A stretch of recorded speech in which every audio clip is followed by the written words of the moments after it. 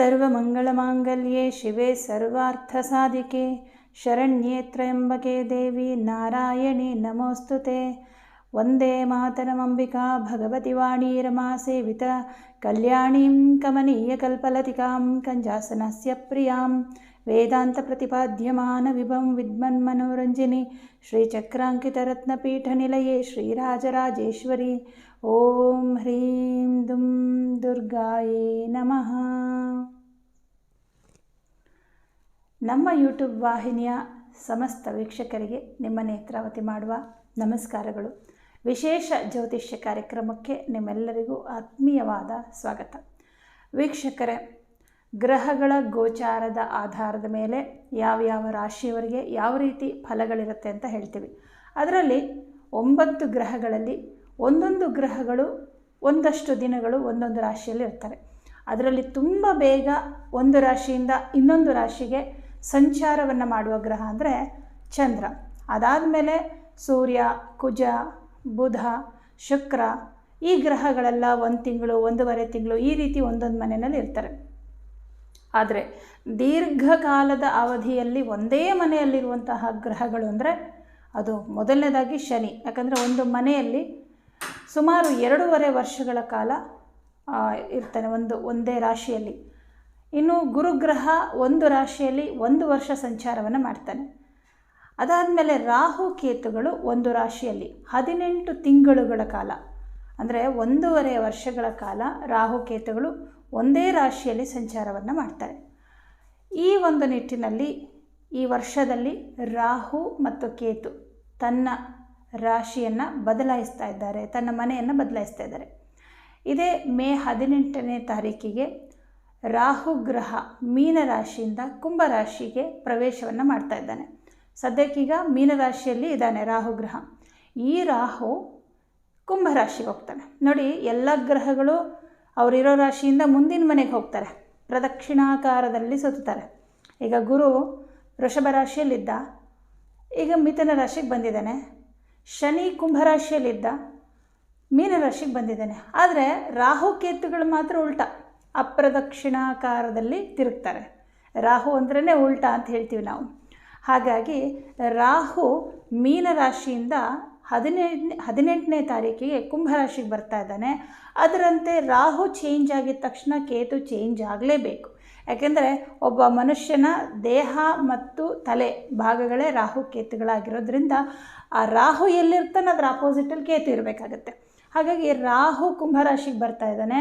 ಕೇತು ಗ್ರಹ ಸದ್ಯಕ್ಕೀಗ ಕನ್ಯಾ ರಾಶಿಯಲ್ಲಿದ್ದಾನೆ. ಕನ್ಯಾದಿಂದ ಸಿಂಹರಾಶಿಗೆ ಹೋಗ್ತಾ ಇದ್ದಾನೆ. ಅಲ್ಲಿಗೆ 1.5 ವರ್ಷಗಳ ಕಾಲ 18 ತಿಂಗಳ ಕಾಲ ಕುಂಭರಾಶಿಯಲ್ಲೇ ರಾಹು ಸ್ಥಿತನಾಗಿರ್ತಾನೆ, ಸಿಂಹರಾಶಿಯಲ್ಲೇ ಕೇತು ಸ್ಥಿತನಾಗಿರ್ತಾನೆ.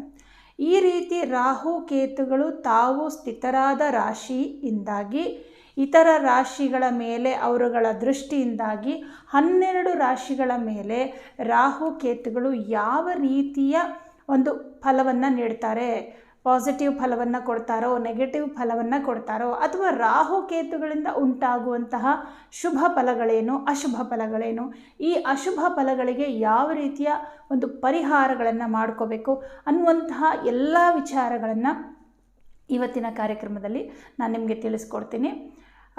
ಎಲ್ರಿಗೂ ಮತ್ತೊಮ್ಮೆ ಕಾರ್ಯಕ್ರಮಕ್ಕೆ ಸ್ವಾಗತ. ಮಿಥುನ ರಾಶಿಯವರಿಗೆ ರಾಹುವಿನ ಗೋಚಾರ ಫಲ ಯಾವ ರೀತಿ ಫಲವನ್ನು ಕೊಡ್ತಾ ಇದೆ, ಶುಭನ ಅಶುಭನ ಅನ್ನೋದನ್ನು ನೋಡೋಣ. ಸದ್ಯಕ್ಕೆ ರಾಹು ಮಿಥುನ ರಾಶಿಯವರಿಗೆ ದಶಮ ಸ್ಥಾನದಲ್ಲಿ ಸ್ಥಿತನಾಗಿದ್ದ. ಇದೇ ಮೇ 18ನೇ ತಾರೀಕಿಗೆ ರಾಹು ಕುಂಭರಾಶಿಗೆ ಹೋಗ್ತಾನೆ. ಅಂದರೆ ಮಿಥುನ ರಾಶಿಗೆ ರಾಹು 9ನೇ ಮನೆಯಲ್ಲಿ ಸಂಚಾರವನ್ನು ಮಾಡ್ತಾನೆ. ಕೇತು ಗ್ರಹ 3ನೇ ಮನೆಯಾದಂತಹ ಸಿಂಹರಾಶಿಯಲ್ಲಿ ಸಂಚಾರವನ್ನು ಮಾಡ್ತಾನೆ. ಅಂದರೆ ಈ ರಾಹು ಕೇತುಗಳು ನಿಮಗೆ ಭಾಗ್ಯದಲ್ಲಿ ರಾಹು, ತೃತೀಯದಲ್ಲಿ ಕೇತು. ಇದು 18 ತಿಂಗಳುಗಳ ಕಾಲ ಅಂದರೆ 1.5 ವರ್ಷ ಇದೇ ಮನೆಗಳಲ್ಲಿ ರಾಹು ಕೇತುಗಳು ಸಂಚಾರ ಮಾಡ್ತಾರೆ. ಇದು ನಿಮಗೆ ಯಾವ ರೀತಿಯಲ್ಲಿ ಫಲವನ್ನು ಉಂಟು ಮಾಡುತ್ತೆ ಅನ್ನೋದನ್ನು ನೋಡೋಣ. ಮೊದಲಿಗೆ ರಾಹು ನಿಮಗೆ ಏನು ಫಲ ಕೊಡ್ತಾ ಇದ್ದಾನೆ ಅಂತ ನೋಡೋದಾದರೆ, ಈಗ ರಾಹು 9ನೇ ಮನೆಗೆ ಬರ್ತಾನೆ. 9ನೇ ಮನೆ ಅಂತಂದರೆ ಅದನ್ನು ಧರ್ಮಸ್ಥಾನ, ಪುಣ್ಯಸ್ಥಾನ, ಪೂಜೆ ಪುನಸ್ಕಾರಗಳು, ಪಿತೃಸ್ಥಾನ ಅಂತೆಲ್ಲ ಹೇಳ್ತೀವಿ. ಪಿತೃ 9ನೇ ಮನೆಯಿಂದಲೇ ನೋಡೋದು. ಹಾಗೆ ಧರ್ಮ, ಪೂಜೆ ಇತ್ಯಾದಿಗಳೆಲ್ಲವನ್ನು ನಾವು ನವಮ ಸ್ಥಾನದಿಂದ ನೋಡ್ತೀವಿ.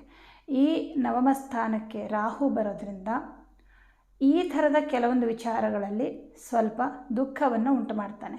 ಮೊದಲನೇದಾಗಿ ಮಿಥುನ ರಾಶಿಯವರಿಗೆ ತಂದೆಯ ಆರೋಗ್ಯದ ವಿಚಾರದಲ್ಲಿ ಏರುಪೇರುಗಳು ಉಂಟಾಗುತ್ತೆ. ರಾಹು ಯಾವಾಗ ಪಿತೃಸ್ಥಾನಕ್ಕೆ ಬರ್ತಾನೆ, ನಿಮ್ಮ ತಂದೆ ಬಗ್ಗೆ ನಿಮಗೆ ಚಿಂತೆಗಳು ಶುರುವಾಗುತ್ತೆ.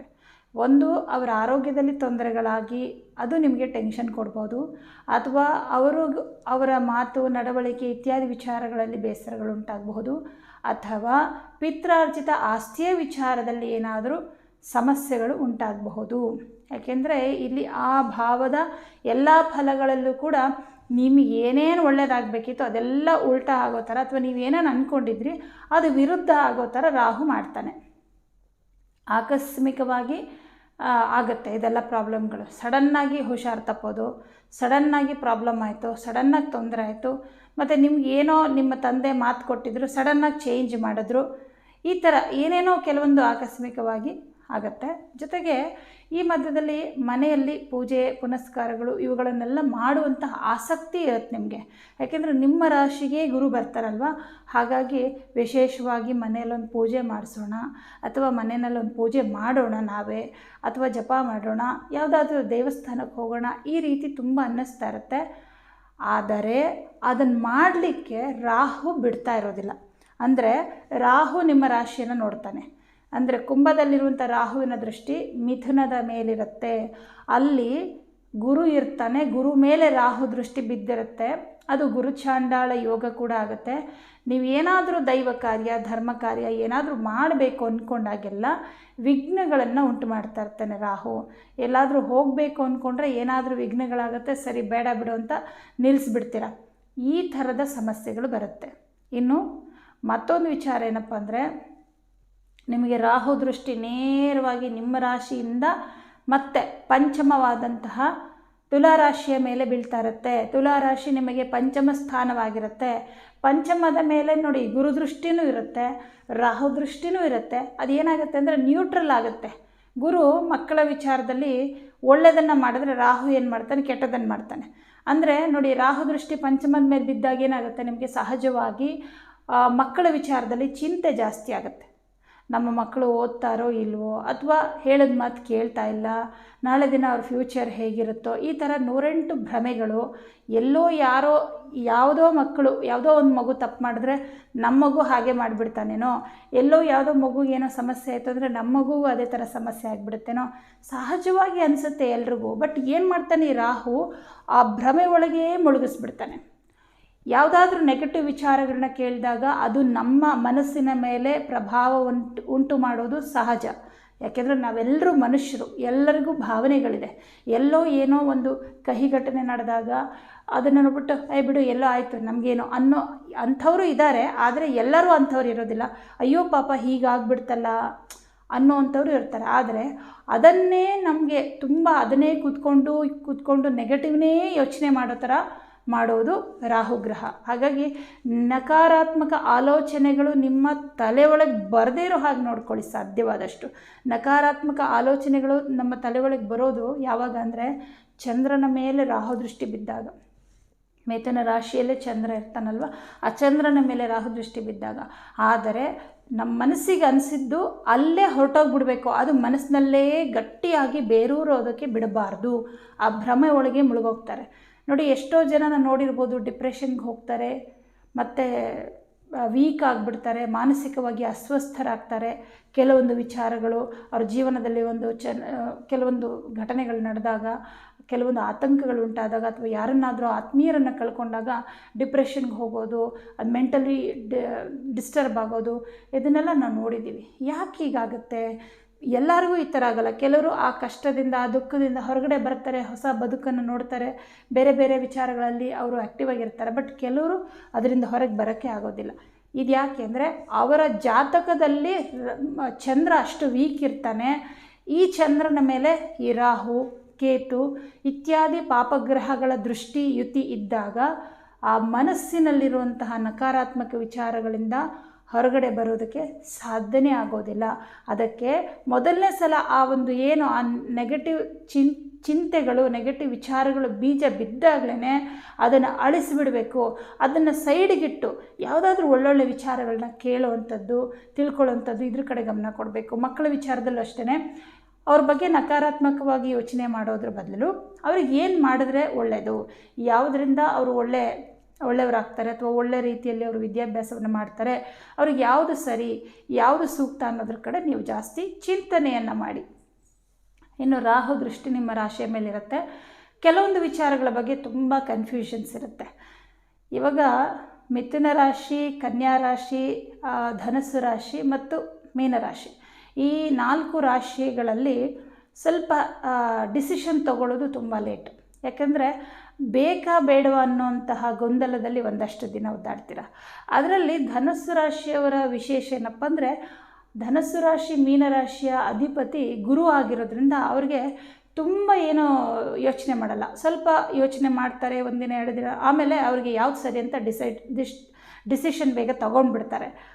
ಆದರೆ ಕನ್ಯಾ ರಾಶಿ ಮಿಥುನ ರಾಶಿಯವ್ರದ್ದೇ ಪ್ರಾಬ್ಲಮ್. ಯಾಕೆಂದರೆ ಅವೆರಡು ರಾಶಿಯ ದ್ವಿಸಭಾವ ಆದರೂ ಆ ರಾಶ್ಯಾಧಿಪತಿ ಗುರು ಆಗಿರೋದ್ರಿಂದ ಗುರು ತಿಳುವಳಿಕೆ ಕೊಡ್ತಾನೆ.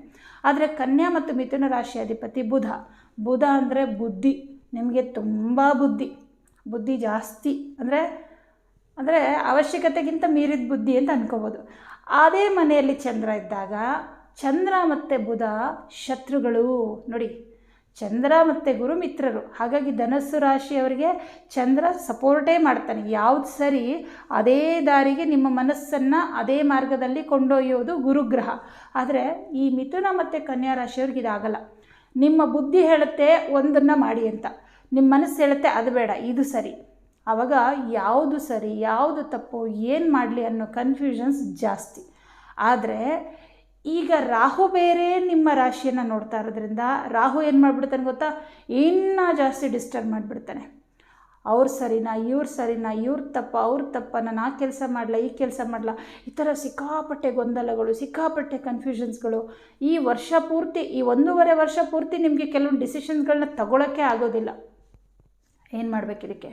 ನಮಗೆ ಯಾವುದು ಸರಿ ಯಾವುದು ತಪ್ಪು ಅಂತ ಗೊತ್ತಾಗದೇ ಇದ್ದಾಗ ಇರೋದು ಒಂದೇ ದಾರಿ, ನಾವು ದೇವ್ರ ಹತ್ರನೇ ಕೇಳಬೇಕು. ಹೇಗೆ ದೇವ್ರ ಹತ್ರ ಕೇಳಬೇಕು? ದೇವರೇನು ಮಾತಾಡ್ತಾನ? ಖಂಡಿತ ಮಾತಾಡ್ತಾನೆ. ದೇವರ ಭಾಷೆಯನ್ನು ಅರ್ಥ ಮಾಡ್ಕೊಳ್ಳೋ ರೀತಿ ಬೇರೆ ಥರ ಇರುತ್ತೆ. ಅಂದರೆ ನೇರವಾಗಿ ಮಾತಾಡಲ್ಲ, ಅವನು ನಮ್ಮ ಮನಸ್ಸಿನ ಜೊತೆ ಮಾತಾಡ್ತಾನೆ. ಇದು ಅನುಭವಿಸಿದವರಿಗೆ ಮಾತ್ರ ಗೊತ್ತು. ಭಗವಂತ, ದೇವರು, ಆಧ್ಯಾತ್ಮ ಇದೆಲ್ಲವೂ ಕೂಡ ವಿಜ್ಞಾನ ಅಲ್ಲ, ಇಂಪ್ರೂವ್ ಮಾಡಿ ತೋರಿಸೋದಕ್ಕೆ. ಇದು ಅನುಭವ ಶಾಸ್ತ್ರ. ಅನುಭವಿಸಿದವ್ರಿಗೆ ಮಾತ್ರ ಗೊತ್ತು. ಹಸಿವು ಆಗ್ತಾ ಇದೆ ಅಂತ ನೀವು ಹೇಳ್ತೀರಾ, ಆದರೆ ಹಸಿವು ಆಗ್ತಾ ಇರೋದನ್ನು ನೀವು ತೋರ್ಸೋಕ್ಕಾಗತ್ತಾ? ಇಲ್ಲ. ಊಟ ಮಾಡಿದ ತಕ್ಷಣ ಹೊಟ್ಟೆ ತುಂಬಿದೆ ಅಂತಲೂ ನೀವು ತೋರ್ಸೋಕ್ಕಾಗಲ್ಲ. ಆದರೆ ಹಸಿವು ನಿಮ್ಮ ಅನುಭವಕ್ಕೆ ಬರುತ್ತೆ. ಊಟ ಆದಮೇಲೆ ಆ ಒಂದು ತೃಪ್ತಿ ಕೂಡ ನಿಮ್ಮ ಅನುಭವಕ್ಕೆ ಬರುತ್ತೆ. ಅದೇ ರೀತಿ ಭಗವಂತನೂ ಅಷ್ಟೆ, ಅನುಭವದಿಂದ ಮಾತ್ರ ಅವನನ್ನು ಅರಿಯೋದಕ್ಕೆ ಸಾಧ್ಯ. ಕೆಲವೊಂದು ಈ ಥರ ಕನ್ಫ್ಯೂಷನ್ ಆದಾಗ ಚೀಟಿನಲ್ಲಿ ಬರೀರಿ ನಿಮ್ಮ ಇಷ್ಟ ದೇವರು, ಕುಲದೇವರು ಅಥವಾ ನಿಮ್ಮ ಯಾವುದು ನೀವು ದೇವರನ್ನು ಆರಾಧನೆ ಮಾಡ್ತೀರ ದೇವರ ಮುಂದೆ ಬೇಕು, ಈ ಕೆಲಸ ಮಾಡಲಾ ಬೇಡವಾ, ಇದು ಸರಿನಾ ತಪ್ಪ, ಏನು ಮಾಡಲಿ ಅನ್ನೋದ್ರ ಬಗ್ಗೆ 2 ಥರದ ವಿಚಾರ, ಸರಿ ತಪ್ಪು ಅಥವಾ ಬೇಕು ಬೇಡ, ಈ ಥರ ಒಂದಿಷ್ಟು 4 ಚೀಟಿಗಳನ್ನ ಬರೆದು ದೇವ್ರ ಮುಂದೆ ನೀವು ಕೇಳ್ಕೊಬೇಕು. ಫಸ್ಟೇ ಕೇಳ್ಕೋಬೇಕು, ಇದು ಪೂರ್ತಿ ಹೊಣೆ ನಿನ್ನದೇ, ನೀನು ಏನು ಹೇಳ್ತೀಯೋ ಅದನ್ನು ಮಾಡ್ತೀನಿ, ಇದರಿಂದ ಯಾವುದೇ ಸಮಸ್ಯೆಗಳಾದರೂ ಅದು ನಿನ್ನದೇ ಜವಾಬ್ದಾರಿ, ನಿನ್ನನ್ನು ನಂಬಿ ನಾನು ಈ ಕೆಲಸ ಕೈ ಹಾಕ್ತಿದ್ದೆ ಅಂತ ಫಸ್ಟ್ ಎಲ್ಲನೂ ದೇವರಿಗೆ ಒಪ್ಪಿಸ್ಬಿಟ್ಟು ನೀವು ಚೀಟಿ ಹಾಕಿಬಿಟ್ಟು ಅದರಲ್ಲಿ ಒಂದು ಚೀಟಿ ತೆಗಿಬೇಕು. ಅದರಲ್ಲಿ ಏನಿರುತ್ತೋ ಅದನ್ನು ಮಾಡಿ. ಇದು ದೇವರನ್ನು ಪ್ರಶ್ನೆ ಕೇಳುವಂತಹ ವಿಧಾನ. ನಮಗೆ ಯಾರೂ ಸರಿಯಾಗಿ ಆನ್ಸರ್ ಮಾಡ್ತಾ ಇಲ್ಲಪ್ಪ, ಅಲ್ಲೋದ್ರೆ ಅವರೊಂದು ಹೇಳ್ತಾರೆ, ಇವರೊಂದು ಹೇಳ್ತಾರೆ, ಅಪ್ಪ ಒಂದು ಹೇಳ್ತಾರೆ, ಅಮ್ಮ ಒಂದು ಹೇಳ್ತಾರೆ, ಗುರುಗಳೊಂದು ಹೇಳ್ತಾರೆ. ಯಾರು ಮಾತು ನಂಬೋದು? ಭಗವಂತನ ಹತ್ರ ಕೇಳಿ, ಅವನಿಗೆ ಸರಿಯಾದ ಉತ್ತರವನ್ನು ಕೊಡ್ತಾನೆ. ಇದು ಒಂದಾದರೆ, ತಂದೆಯ ಆರೋಗ್ಯ ವಿಚಾರ ಈ ಥರದ್ದೆಲ್ಲ ಬಂದಾಗ ಸ್ವಲ್ಪ ಕೇರ್ಫುಲ್ಲಾಗಿ ನೋಡ್ಕೋಬೇಕಾಗತ್ತೆ. ಇನ್ನು ಗುರು 9ನೇ ಮನೆಯಲ್ಲಿರೋದ್ರಿಂದ ಕೆಲವೊಂದು ಕೆಲಸಗಳು, ಎಲ್ಲದು ಅಂತ ಹೇಳ್ತಲ್ಲ, ಕೆಲವೊಂದು ಕೆಲಸಗಳು ಇನ್ನೇನು ಹತ್ತಿರಕ್ಕೆ ಬಂದು 99% ಕಂಪ್ಲೀಟ್ ಆಗಿರುತ್ತೆ, ಇನ್ನೊಂದು ಪರ್ಸೆಂಟಲ್ಲ ಕೆಲಸ ಸಕ್ಸಸ್ ಆದರೆ ನಿಮಗೆ ಒಂದು ಅಮೋಘವಾದ ಯಶಸ್ಸು ಸಿಗಬೇಕಾಗಿರುತ್ತೆ. ಅಂಥ ಟೈಮಲ್ಲಿ ಸಡನ್ನಾಗಿ ಅದೃಷ್ಟ ಕೈ ಕೊಡುತ್ತೆ. ಸಡನ್ನಾಗಿ ನಿಮಗೆ ಶಾಕ್ ಕೊಟ್ಬಿಡ್ತಾನೆ ರಾಹುಗ್ರಹ. ಕೊನೆ ಮೂಮೆಂಟಲ್ಲಿ ಕೆಲಸ ಸಕ್ಸಸ್ ಆಗೋದಕ್ಕೆ ಬಿಡೋದಿಲ್ಲ. ಈ ಥರದ ಕೆಲವೊಂದು ಸನ್ನಿವೇಶಗಳು ಈ 1.5 ವರ್ಷದಲ್ಲಿ ಬರುತ್ತೆ.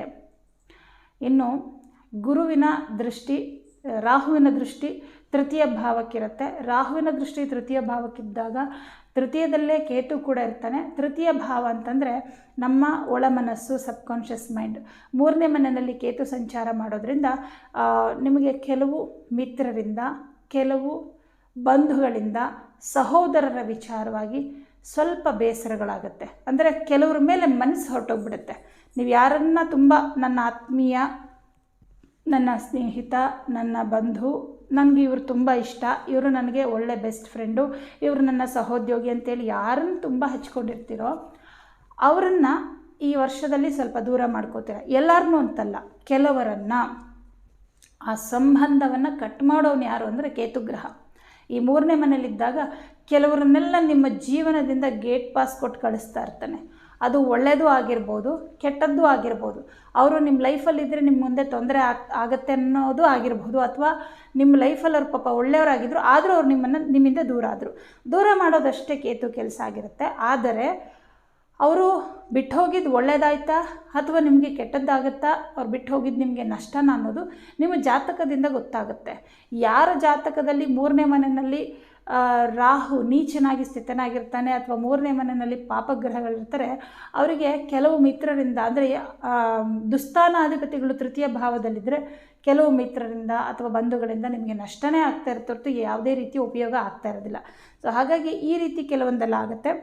ಮತ್ತು ತೃತೀಯ ಭಾವದಲ್ಲಿ ಕೇತು ಇರೋದ್ರಿಂದ ಆಧ್ಯಾತ್ಮದ ವಿಚಾರಗಳನ್ನು ತಿಳ್ಕೋಬೇಕು ಅಂತ ತುಂಬ ಆಸೆ ಆಗುತ್ತೆ. ಯಾಕಂದರೆ ನಿಮ್ಮ ಒಳ ಮನಸ್ಸು ಹೇಳ್ತಾ ಇರುತ್ತೆ, ಈ ವಿಚಾರದ ಬಗ್ಗೆ ತಿಳ್ಕೋಬೇಕು, ಅದಂದ್ರೇನು ಇದಂದ್ರೇನು ಅಂತೆಲ್ಲ ಅನ್ನಿಸ್ತಾ ಇರುತ್ತೆ. ಬಟ್ ಯಾವುದನ್ನು ತಿಳ್ಕೊಳ್ಳೋದಕ್ಕೆ ರಾಹು ಬಿಡೋದಿಲ್ಲ. ರಾಹು 9ನೇ ಮನೆಯಲ್ಲಿರೋದ್ರಿಂದ ಏನಾಗುತ್ತೆ ಅಂದರೆ ನಿಮ್ಮ ಮನಸ್ಸನ್ನು ಕಂಪ್ಲೀಟ್ ಚಂಚಲ ಮಾಡಿಬಿಡ್ತಾನೆ. ಏನೋ ಒಂದು ವಿಷಯ ತಿಳ್ಕೊಬೇಕು ಅನ್ನೋ ಟೈಮ್ಗೆ ನಿಮ್ಗೆ ಏನೋ ಒಂದು ಡಿಸ್ಟರ್ಬ್ ಮಾಡೋಕ್ಕೆ ಬೇರೆ ಏನೋ ಬೇಡ, ಮೊಬೈಲ್ ಒಂದೇ ಸಾಕು. ಇವತ್ತಿನ ಕಾಲಘಟ್ಟದಲ್ಲಿ ನಮ್ಮ ಸಮಯವನ್ನು ತಿಂತಾ ಇರುವಂತಹ ಏಕೈಕ ಯಂತ್ರ ಅಂದರೆ ಅದು ಮೊಬೈಲು. ಎಷ್ಟೋ ಜನ ಹೇಳ್ತಾರೆ, ನಾನು ತುಂಬ ಬ್ಯುಸಿ, ನನಗೆ ತುಂಬ ಕೆಲಸ, ನನಗೆ ಮಂತ್ರ ಹೇಳೋಕ್ಕೆ ಟೈಮ್ ಇಲ್ಲ, ಪೂಜೆ ಮಾಡೋಕ್ಕೆ ಟೈಮ್ ಇಲ್ಲ, ದೇವ್ರಿಗೆ ಕೈ ಮುಗಿಯೋಕ್ಕೆ ಟೈಮ್ ಇಲ್ಲ, ಯಾವುದಕ್ಕೂ ಟೈಮ್ ಇಲ್ಲ. ಆದರೆ ಅವರು ದಿನದಲ್ಲಿ ಅಟ್ಲೀಸ್ಟ್ 2 ಗಂಟೆ ಟೈಮ್ ಮೊಬೈಲ್ ನೋಡ್ತಾರೆ. ಫೇಸ್ಬುಕ್ಕು, ಇನ್ಸ್ಟಾಗ್ರಾಮು, ವಾಟ್ಸಪ್ಪು ಅಂತ ನೋಡ್ತಾರೆ. ಆವಾಗ ಅವ್ರಿಗೆ ಟೈಮ್ ವೇಸ್ಟ್ ಆಗ್ತಿರೋದು ಗೊತ್ತೇ ಆಗಲ್ಲ. ಯಾಕಂದರೆ ರಾಹು ಅವನು ಎಲ್ಲವನ್ನೂ ನುಂಗ್ತಾನೆ. ರಾಹು ಸೂರ್ಯಚಂದ್ರರನ್ನೇ ನುಂಗ್ಲಿಕ್ಕೆ ಬರ್ತಾನೆ. ಅಂಥದ್ರಲ್ಲಿ ನಮ್ಮ ಸಮಯವನ್ನು ನುಂಗೋದಿಲ್ವಾ? ಮೊಬೈಲ್ ಅಂದ್ರೇ ರಾಹುಕಾರಕ. ಇವತ್ತೇನು ಮೊಬೈಲ್, ಟಿ ವಿ ಅಂತೆಲ್ಲ ಹೇಳ್ತೀವಿ, ಇದಕ್ಕೆಲ್ಲ ರಾಹುಕಾರಕನಾಗಿರ್ತಾನೆ. ಅದಕ್ಕೆ ನಾನು ಇದನ್ನು ಯಾಕೆ ಹೇಳಿದೆ ಅಂದರೆ, ಈಗ ನಿಮ್ಗೆ ಯಾವುದಕ್ಕೆ ವಿಘ್ನಗಳಾಗ್ತಾಯಿದೆ, ಆ ವಿಘ್ನಗಳಿಗೆ ಕಾರಣ ಏನಿರುತ್ತೆ ಅಂತ ಮುಂಚೆನೇ ತಿಳ್ಕೊಳ್ಳಿ. ಮನಸ್ಸಲ್ಲಿ ಜಾಗೃತರಾಗೋದು ತುಂಬ ದೊಡ್ಡ ತಿಳುವಳಿಕೆ. ಹೌದು, ಈ ಮೊಬೈಲ್ ನನ್ನ ಟೈಮ್ ತಿಂತಾ ಇದೆ, ಒಂದು ಸ್ವಲ್ಪ ಹೊತ್ತು ಸ್ವಿಚ್ ಆಫ್ ಮಾಡಿಟ್ಬಿಟ್ಟು ನಾನು ಕುತ್ಕೊಂಡು ದೇವ್ರ ಧ್ಯಾನ ಮಾಡ್ತೀನಿ, ನಾನು ಕುತ್ಕೊಂಡು ದೇವ್ರ ಪುಸ್ತಕ ಓದ್ತೀನಿ, ನಾನು ಕುತ್ಕೊಂಡು ಪೂಜೆ ಮಾಡ್ತೀನಿ, ಅಥವಾ ದೇವಸ್ಥಾನಕ್ಕೆ ಹೋಗಿ ಬರ್ತೀನಿ. ದೇವಸ್ಥಾನಕ್ಕೆ ಹೋದರೂ ಮೊಬೈಲ್ ತೊಗೊಂಡೋಗ್ತಾರೆ ಕೆಲವರು. ಅಲ್ಲಿ ದೇವ್ರ ಕಡೆ ಗಮನ ಇರೋದಿಲ್ಲ, ಫೋನ್ ಬರ್ತಾ ಇದೆ, ಫೋನ್ ಕಡೆ ಗಮನ ಇರುತ್ತೆ. ಬೇಡ, ಸ್ವಲ್ಪ ಹೊತ್ತು ಅದನ್ನು ಸೈಡ್ಗೆ ಇಟ್ಬಿಡಿ. ಅವತ್ತಿನ ಕಾಲದಲ್ಲೆಲ್ಲ ಯಾವ ಫೋನು ಯಾವ ಮೊಬೈಲು ಇಲ್ಲದೆ ಜೀವನ ಮಾಡಿ ತೋರಿಸಿದ್ದಾರೆ ನಮ್ಮ ಹಿರಿಯರು. ಹಾಗಂತ ಕಂಪ್ಲೀಟ್ ಬೇಡ ಅಂತ ನಾನು ಹೇಳ್ತಲ್ಲ. ಟೆಕ್ನಾಲಜಿನ ಎಷ್ಟು ಬೇಕೋ ಅಷ್ಟು ಉಪಯೋಗಿಸ್ಕೋಬೇಕು. ಅದೇ ನಮ್ಮ ಒಳಗಡೆ ಬಂದುಬಿಟ್ರೆ ನಾವೆಲ್ಲ ರೋಬೋಟ್ಗಳ ಥರ ಆಗಿಬಿಡ್ತೀವಿ, ಭಾವನೆಗಳೇ ಇಲ್ಲದೆ ಆಗಿಬಿಡ್ತೀವಿ. ನಮ್ಮ ಮಕ್ಕಳು, ನಮ್ಮ ಕುಟುಂಬದವರು ಸುತ್ತಮುತ್ತ ಇದ್ದರೂ ಕೂಡ ಅವರು ನೋಡ್ತಾ ಇರೋದಿಲ್ಲ, ನಾವು ಮೊಬೈಲ್ ನೋಡ್ತಾ ಇರ್ತೀವಿ. ಹಾಗಾಗಿ ಇದನ್ನೆಲ್ಲ ಸ್ವಲ್ಪ ಅವಾಯ್ಡ್ ಮಾಡಿ. ಆವಾಗ ನಿಮ್ಮ ಆಧ್ಯಾತ್ಮ ವಿಚಾರಗಳು ತಿಳ್ಕೊಳ್ಳಿಕ್ಕೆ ಅಥವಾ ಪೂಜೆ ಪುನಸ್ಕಾರ ಇತ್ಯಾದಿಗಳಿಗೆ ಏನೇನು ಅಡೆತಡೆಗಳಾಗ್ತಾ ಇರುತ್ತೆ ಅದೆಲ್ಲ ಕಡಿಮೆ ಆಗುತ್ತೆ. ಇನ್ನು 9ನೇ ಮನೆಯಲ್ಲಿ ರಾಹು ಇರೋದ್ರಿಂದ ಟ್ರಾವೆಲ್ ಮಾಡ್ತೀರಾ. ಟ್ರಾವೆಲಿಂದ ಸ್ವಲ್ಪ ಹಣ ಖರ್ಚಾಗೋದು, ಮತ್ತು ಟ್ರಾವೆಲಿಂದ ಖುಷಿನೂ ಆಗುತ್ತೆ, ನಿಮಗೆ ಸ್ವಲ್ಪ ದುಡ್ಡು ಕೂಡ ಖರ್ಚಾಗುತ್ತೆ. ಆದರೆ ಪ್ರಯಾಣ ಮಾಡೋದ್ರಿಂದ ಮನಸ್ಸಿಗೆ ಸಮಾಧಾನ, ಖುಷಿ, ಅಂದರೆ ಹೊರಗಡೆ ಸುತ್ತಬೇಕು ಅನ್ನೋ ಆಸೆ ಜಾಸ್ತಿ ಆಗುತ್ತೆ ಮಿಥುನ ರಾಶಿಯವ್ರಿಗೆ. ಕಾರಣ ಏನಂದರೆ ರಾಹು ದೃಷ್ಟಿ ಮಿಥುನ ರಾಶಿ ಮೇಲೆ, ನಿಮ್ಮ ರಾಶಿ ಮೇಲೆ ಬೀಳ್ತಾ ಇರುತ್ತೆ. ರಾಹು ಏನಂದರೆ ಒಂದು ಕಡೆ ಕೂತ್ಕೊಳ್ಳೋಕೆ ಇಷ್ಟ ಆಗಲ್ಲ, ಸುತ್ತುತ್ತಾ ಇರಬೇಕು, ಎಲ್ಲಾದರೂ ತಿರುಗಬೇಕು, ಪ್ರಯಾಣ ಮಾಡ್ತಾ ಇರಬೇಕು. ಅವ್ರ ಮನೆಗೆ, ಸ್ನೇಹಿತರ ಮನೆಗೆ, ದೇವಸ್ಥಾನಕ್ಕೆ ಅಥವಾ ಇನ್ಯಾವುದೋ ಒಂದು ಪ್ರದೇಶಕ್ಕೆ ಪ್ರಯಾಣ. ಆದರೆ ತುಂಬ ಪ್ರಯಾಣ ಮಾಡೋದ್ರಿಂದ ನಿಮ್ಮ ಕೆಲಸಗಳು ಪೆಂಡಿಂಗ್ ಆಗುತ್ತೆ. 10ನೇ ಮನೇಲಿ ಶನಿ ಇದ್ದಾನಲ್ವಾ, 10ನೇ ಮನೆ ಶನಿ ಏನು ಮಾಡ್ತಾನೆ ಅಂದರೆ ತಿರುಗಿ ಟೈಮ್ ವೇಸ್ಟ್ ಮಾಡ್ದಲ್ಲ, ಇವಾಗ ನೋಡು ಕೆಲಸ ಹೆವಿ ಆಯಿತು, ಪೆಂಡಿಂಗ್ ಮಾಡಿಟ್ಟಿದ್ದೀನಿ, ಮುಗಿಸು ಇವಾಗ, ಅದು ಹೆಂಗೆ ಮಾಡ್ತೀಯ ನೋಡ್ತೀನಿ ಅಂತಾನೆ. ಹಾಗಾಗಿ ನಿಮ್ಮ ಕೆಲಸದ ಕಡೆನೂ ಗಮನ ಕೊಡಬೇಕು. ಮತ್ತು ರಾಹು ಕೇತುಗಳಿಗೆ ಕೆಲವು ಪರಿಹಾರವನ್ನು ಮಾಡಬೇಕು. ಇನ್ನು ರಾಹುವಿಂದ ನಿಮಗಾಗುವಂತಹ ಶುಭ ಫಲಗಳು ಏನಪ್ಪ ಅಂತಂದರೆ, ರಾಹು ಕುಂಭರಾಶಿಯಲ್ಲಿರ್ತಾನೆ. ಕುಂಭದಲ್ಲಿ ಅವನದೇ ಸ್ವನಕ್ಷತ್ರವಾದಂತಹ ಶತಭಿಷ ನಕ್ಷತ್ರ ಇರುತ್ತೆ. ಈ ಶತಭಿಷ ನಕ್ಷತ್ರದಲ್ಲಿ ಇರುವಂಥ ಸಂದರ್ಭಗಳಲ್ಲಿ ಕೆಲವು ತುಂಬ ಇಂಪಾರ್ಟೆಂಟ್ ಸ್ಥಳಗಳಿಗೆ ಭೇಟಿ ನೀಡುವಂಥದ್ದು, ತೀರ್ಥಕ್ಷೇತ್ರಗಳು, ಗಂಗಾ ಸ್ನಾನ ಮಾಡುವಂಥದ್ದು, ಈ ಥರದ ಆಪರ್ಚುನಿಟೀಸ್ನ ರಾಹು ಕೊಡ್ತಾನೆ. ಆ ಟೈಮ್ ಬರುತ್ತೆ, ಯಾವಾಗ ಅಂತ ನೀವು ಮುಂಚೆನೇ ತಿಳ್ಕೊಳಕ್ಕೆ ಹೋಗ್ಬೇಡಿ, ಆ ಟೈಮ್ ಬಂದಾಗ ಅವನು ಕಳಿಸ್ತಾನೆ. ಆ ಥರದ್ದೆಲ್ಲ ತುಂಬ ಅನುಕೂಲಗಳಾಗುತ್ತೆ. ಹಾಗೆ ಕೇತು ಗ್ರಹದ ಸ್ವನಕ್ಷತ್ರ ಮಖ ನಕ್ಷತ್ರ. ಈ ಸಿಂಹರಾಶಿಯಲ್ಲಿ ಮಖ ನಕ್ಷತ್ರದಲ್ಲಿ ಕೇತು ಸಂಚಾರ ಮಾಡುವಂಥ ಸಂದರ್ಭದಲ್ಲಿ ತುಂಬ ಮುಖ್ಯವಾದ ವಿಚಾರಗಳನ್ನು ತಿಳ್ಕೊಂಡು ನಿಮ್ಮ ಲೈಫಲ್ಲಿ ಅದನ್ನು ಅಳವಡಿಸ್ಕೊಂಡು ಏನೋ ಒಂದು ಬದಲಾವಣೆಯನ್ನು ನಿಮ್ಮ ಸ್ವಭಾವದಲ್ಲಿ ಮಾಡ್ಕೊಳ್ತೀರ. ಆ ಬದಲಾವಣೆ ನಿಮ್ಮ ಲೈಫಲ್ಲಿ ತುಂಬ ಮಹತ್ತರವಾದ ಕಾರ್ಯಗಳನ್ನು ಮಾಡಿಸುತ್ತೆ. ಇನ್ನು ರಾಹುವಿನ ದೃಷ್ಟಿ ನಿಮ್ಮ ರಾಶಿ ಪಂಚಮಕ್ಕೆ ಇರೋದ್ರಿಂದ ಇದು 1, 5, 9ನೇ ಮನೆ ಸೂಚಿಸುತ್ತೆ. 1ನೇ ಮನೆ ಇವತ್ತು ನಾವೇನು ಮಾಡ್ತಾ ಇದ್ದೀವಿ, 9ನೇ ಮನೆ ಮುಂಚೆ ಏನು ಮಾಡಿದ್ದೆ, ಅದ್ರ ರಿಸಲ್ಟ್ ಯಾವಾಗ ಬರುತ್ತೆ, 5ನೇ ಮನೆ ಮುಂದೆ ಏನು ಮಾಡಬೇಕು, ಇವುಗಳ ಬಗ್ಗೆ ನೋಡಿ ಯೋಚನೆ ಮಾಡಿ. ಗುರುನೂ ನೋಡ್ತಾ ಇದ್ದಾರೆ ಈ 5 ಮನೆನ, ರಾಹುನೂ ನೋಡ್ತಾ ಇದ್ದಾನೆ. ಗುರು ಒಂದು ರೀತಿ ಯೋಚನೆ ಮಾಡಿಸ್ತಾನೆ, ರಾಹು ಇನ್ನೊಂದು ರೀತಿ ಯೋಚನೆ ಮಾಡಿಸ್ತಾನೆ. ಯಾವ್ದು ಸರಿ ಯಾವ್ದು ತಪ್ಪು, ಕನ್ಫ್ಯೂಷನ್ಸ್ಗಳು. ಅದಕ್ಕೆ ಗುರುವಿಗೆ ಪರಿಹಾರ ಮಾಡದಿದ್ರೂ ಪರವಾಗಿಲ್ಲ, ಆದರೆ ಗುರುಗಳ ಆರಾಧನೆಯನ್ನು ಕರೆಕ್ಟಾಗಿ ಮಾಡ್ಕೊಂಡೋಗಿ, ರಾಯರನ್ನು ಅಥವಾ ದತ್ತಾತ್ರೇಯ ಗುರುಗಳನ್ನು ಆರಾಧನೆ ಮಾಡೋದು, ಇದನ್ನು ಮಾಡ್ತಾ ಹೋಗಿ. ರಾಹುವಿಗೆ ಹೆಚ್ಚು ಪರಿಹಾರ ಮಾಡಿ. ದುರ್ಗೆಯನ್ನು ಆರಾಧನೆ ಮಾಡಿದ್ರೆ ರಾಹು ಕಂಪ್ಲೀಟ್ ಪಾಸಿಟಿವ್, ಅವನು ತುಂಬ ಒಳ್ಳೆಯವನಾಗಿ ನಿಮಗೆ ಶುಭ ಫಲವನ್ನು ಕೊಡ್ತಾನೆ. ಭಯವನ್ನು ನೀಡುವವನು ರಾಹುವೇ, ಅಭಯವನ್ನು ನೀಡುವವನು ಕೂಡ ರಾಹುವೇ. ಹಾಗಾಗಿ ರಾಹು ಅಂದ ತಕ್ಷಣ ನೆಗೆಟಿವ್ ಅಲ್ಲ, ರಾಹು ಅಂದ ತಕ್ಷಣ ಪೂರ್ತಿ ಪಾಸಿಟಿವ್ ಅಲ್ಲ. ಅವನಲ್ಲಿ 2 ಥರ ಗುಣವೂ ಇರುತ್ತೆ. ಅದರಲ್ಲಿ ನಾವು ಹೇಗೆ ಬದುಕ್ತಾ ಇದ್ದೀವಿ ಅದ್ರ ಮೇಲೆ ಡಿಪೆಂಡ್. ಜಾತಕದಲ್ಲಿ ರಾಹುವಿಗೆ ಯಾವ ಗ್ರಹದ ಯುತಿ ದೃಷ್ಟಿ ಬಂದಿದೆ ಅದರ ಮೇಲೆ ಡಿಪೆಂಡ್. ನೋಡಿ, ಯಾವುದೇ ಜಾತಕದಲ್ಲಿ ರಾಹುವಿನ ಮೇಲೆ ಕುಜನ ದೃಷ್ಟಿ, ಕುಜನ ಯುತಿ ಬಂದ್ಬಿಡ್ತಂದರೆ ಕಂಪ್ಲೀಟ್ ನೆಗೆಟಿವ್. ಅದೇ ರಾಹುವಿನ ಮೇಲೆ ಶುಕ್ರನ ದೃಷ್ಟಿ, ಬುಧನ ದೃಷ್ಟಿ, ಬುಧನ ಯುತಿ, ಶುಕ್ರನ ಯುತಿ ಬಂದರೆ ಕಂಪ್ಲೀಟ್ ಪಾಸಿಟಿವ್. ಯಾಕೆಂದರೆ ಬುಧ ಬುದ್ಧಿಗೆ ಕಾರಕ, ರಾಹು ಆ ಬುದ್ಧಿನ ಇನ್ನೂ ಜಾಸ್ತಿ ಮಾಡ್ತಾನೆ. ನೋಡಿ, ರಾಹು ಕೆಲಸ ಅಷ್ಟೇ, ಏನಿದೆಯೋ ಅದನ್ನು ಓವರ್ ಮಾಡ್ತಾನೆ. ಶುಕ್ರ ಆಸೆಗೆ ಕಾರಕ, ವೈಭೋಗಕ್ಕೆ ಕಾರಕ, ರಾಹು ಅದನ್ನು ಜಾಸ್ತಿ ಮಾಡ್ತಾನೆ ಶುಕ್ರನ ಜೊತೆ ಇದ್ದರೆ. ಅದೇ ಥರ ಕುಜ ಕೋಪಕ್ಕೆ ಕಾರಕ, ಹಠಕ್ಕೆ ಕಾರಕ, ಸಿಟ್ಟು, ಆತುರ, ಇದನ್ನೆಲ್ಲ ಇನ್ನೂ ಜಾಸ್ತಿ ಮಾಡೋನು ರಾಹು. ಒಂದು ಚಿಕ್ಕ ಸಿಟ್ಟಿಗೆ ನಾವು ಏನೇನೋ ತಪ್ಪುಗಳಾಗ್ಬಿಡುತ್ತೆ. ಆ ಸಿಟ್ಟು ತುಂಬ ಓವರ್ ಆಗಿಬಿಟ್ರೆ ಏನಾಗ್ಬೋದು. ಹಾಗಾಗಿ ನಿಮ್ಮ ಜಾತಕದಲ್ಲಿ ಏನಾದರೂ ಕುಜರಾಹು ಸಂಬಂಧ ಇತ್ತು ಅಂದರೆ ಆದಷ್ಟು ದುರ್ಗಾದೇವಿ ಆರಾಧನೆ ಮಾಡಿ, ಯಾವ ಮಿಸ್ಟೇಕು ಆಗೋದಿಲ್ಲ ಆವಾಗ. ಇನ್ನು ವ್ಯವಹಾರದ ಮೇಲೆ, ಹಣಕಾಸಿನ ವಿಚಾರದ ಮೇಲೆ, ವ್ಯಾಪಾರದ ಮೇಲೆ ಯಾವುದೇ ನೆಗೆಟಿವ್ ಫಲಗಳನ್ನು ರಾಹು ಉಂಟು ಮಾಡೋದಿಲ್ಲ. ರಾಹುವಿನ ನೆಗೆಟಿವ್ ಫಲಗಳೇನಿದ್ರು ನಿಮ್ಮ ಪಿತ್ರಾರ್ಜಿತ ಆಸ್ತಿ, ನಿಮ್ಮ ತಂದೆಯ ವಿಚಾರ, ಇವುಗಳ ಮೇಲೆ ಇರುತ್ತೆ. ಹಾಗೆ ಧರ್ಮ, ದೇವರು, ಈ ವಿಚಾರಗಳಲ್ಲಿ ಒಂದಿಷ್ಟು ಸಮಸ್ಯೆಗಳನ್ನುಂಟು ಮಾಡ್ತಾನೆ. ಪ್ರತಿದಿನ ದುರ್ಗಾ ಅಷ್ಟೋತ್ತರವನ್ನು ಹೇಳ್ಕೊಳ್ಳಿ, ದುರ್ಗಾ ಸಹಸ್ರನಾಮವನ್ನು ಹೇಳ್ಕೊಳ್ಳಿ ಅಥವಾ ಕೇಳಿಸ್ಕೊಳ್ಳಿ. ದುರ್ಗಾ ದೇವಸ್ಥಾನಗಳಿಗೆ ಹೆಚ್ಚಾಗಿ ಹೋಗುವಂಥದ್ದು. ಪ್ರತಿ ಮಂಗಳವಾರ, ಶುಕ್ರವಾರ ನಿಂಬೆಹಣ್ಣಿನ ದೀಪವನ್ನು ದುರ್ಗಾ ದೇವಸ್ಥಾನದಲ್ಲಿ ಹಚ್ಚುವಂಥದ್ದು. ಈ ಎಲ್ಲ ಪರಿಹಾರವನ್ನು ಮಾಡ್ಕೊಳ್ಳಿ. ಮೇಲಾಗಿ ಗುರು ನಿಮಗೆ ತುಂಬ ಶುಭ ಫಲ ಕೊಡ್ತಾನೆ.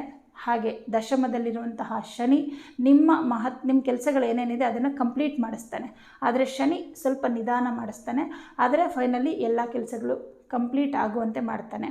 ಹಾಗಾಗಿ ರಾಹುಕೇತುಗೆ ಸ್ವಲ್ಪ ಪರಿಹಾರವನ್ನು ಮಾಡ್ಕೊಳ್ಳಿ. ರಾಹು ದೃಷ್ಟಿ ನಿಮ್ಮ ರಾಶಿಯ ಮೇಲೆ ಇರುತ್ತಲ್ಲೋ, ಹಾಗಾಗಿ ಆಗಾಗ ಸ್ವಲ್ಪ ಇನ್ಫೆಕ್ಷನ್ ಆಗೋದು, ಅಲರ್ಜಿ ಆಗುವಂಥದ್ದು, ಕಫ ಆಗುವಂಥದ್ದು, ಈ ಥರದ್ದೆಲ್ಲ ಸ್ವಲ್ಪ ಸಣ್ಣ ಪುಟ್ಟದ್ದು ಅನಾರೋಗ್ಯ ಸಮಸ್ಯೆಗಳು ಬರ್ತಾ ಇರುತ್ತೆ. ಇದಕ್ಕೆಲ್ಲ ನಾನು ಹೇಳಿದ್ನೆಲ್ಲ ಪರಿಹಾರ, ಅದನ್ನು ಮಾಡ್ಕೊಳ್ಳಿ. ಪ್ರತಿ ಶನಿವಾರ ಉದ್ದಿನ ಬೇಳೆಯನ್ನು ಯಾವುದಾದ್ರೂ ದೇವಸ್ಥಾನಕ್ಕೆ ಕೊಡ್ತಾ ಬನ್ನಿ. ಹುರುಳಿಕಾಳೇನು ಕೊಡೋದು ಬೇಡ. ಕೇತುಗ್ರಹ 3ನೇ ಮನೆಯಲ್ಲಿ ಅಷ್ಟೊಂದೇನು ಅಶುಭ ಫಲ ಕೊಡೋದಿಲ್ಲ, ಅವನು ಒಳ್ಳೆಯದೇ ಮಾಡ್ತಾನೆ. ಹಾಗಾಗಿ ಉದ್ದಿನ ಬೇಳೆ ದಾನ ಮಾಡಿ ಆದಷ್ಟು. ಆವಾಗ ರಾಹು ಏನು ಮಾಡ್ತಾನೆ ಅಂದರೆ ನಿಮ್ಮ ವಿಚಾರದಲ್ಲಿ ಅವನು ಕೊಡುವಂತಹ ಅಶುಭ ಫಲಗಳನ್ನು ಕಡಿಮೆ ಮಾಡ್ತಾನೆ. ಎಲ್ರಿಗೂ ಶುಭವಾಗಲಿ.